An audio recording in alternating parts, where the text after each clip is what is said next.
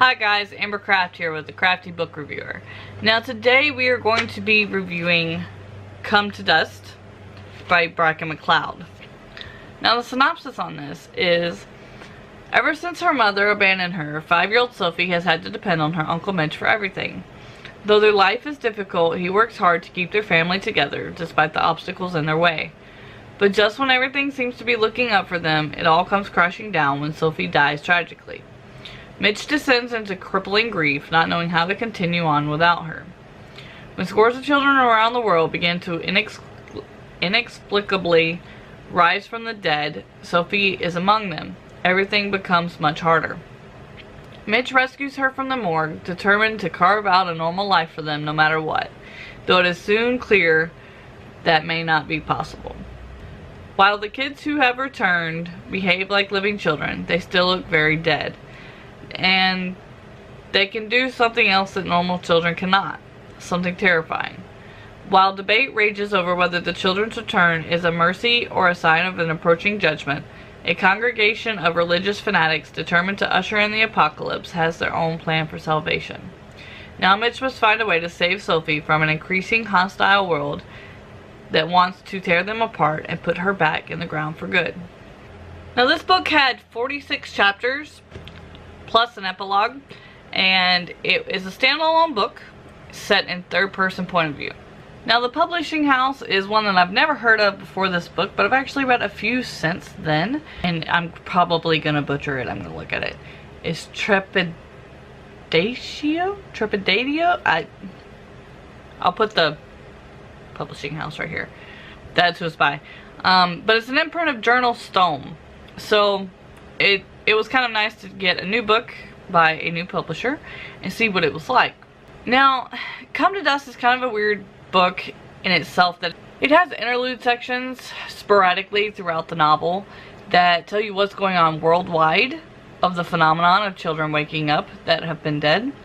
And it also has within that 5 parts of Sophie's life and death and re-life, I guess you'd call it.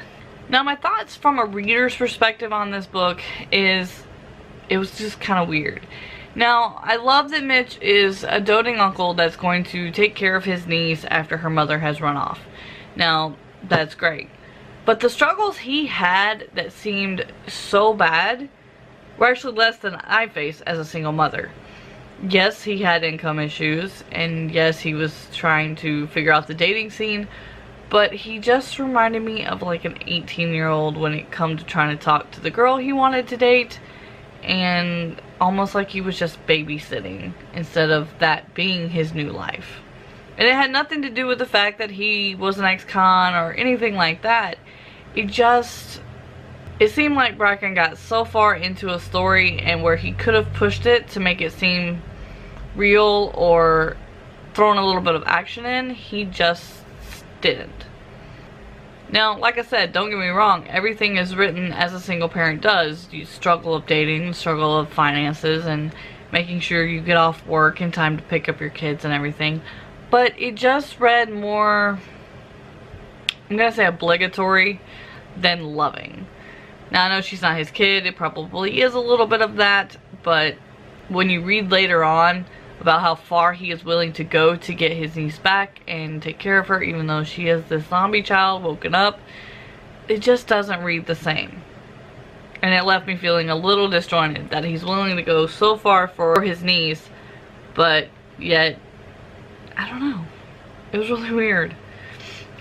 I actually thought it might just be me because I don't like zombie children that much, or zombies in general, in books, and I gave it to my neighbor and she felt the same way and still didn't know why. It just kind of missed the mark. And then I saw another YouTuber book reviewer said the same thing when he was reviewing the subscription box that this came from. The book is great. If you do get it, read it. But for whatever reason, it just kind of didn't resonate with anyone that I've come across. I'm not sure what the difference is between a reader's perspective and a writer's perspective on this one. It just felt a little forced, or if not forced, held back.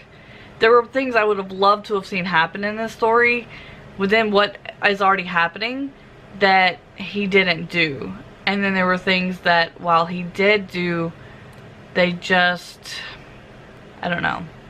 It's like saying an explosion happened in a book and you just say, oh, there was a boom and orange and the next thing happened. Like I said, I don't even like zombies, and I thought this was a decent read. I'm not saying it's a bad book at all. The plot was good, and I think the characters themselves were well done, but for whatever reason, it just missed the mark. Now, as far as reading, it was an easy read. I give it a duck on that.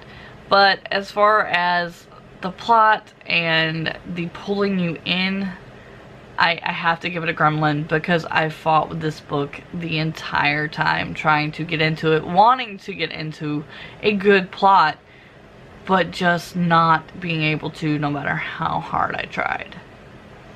I'm going to try to find some other books by Bracken McLeod. This is not his first novel, and see if it's just this book or if it's the tone in which he writes in that I don't like. Like I said, if you come across it, read it. I have to give this a 2-star review. It's something I don't want to do, but I give honest reviews. So, alright guys, this has been your review of Come to Dust by Bracken McLeod.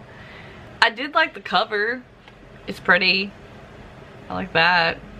That help.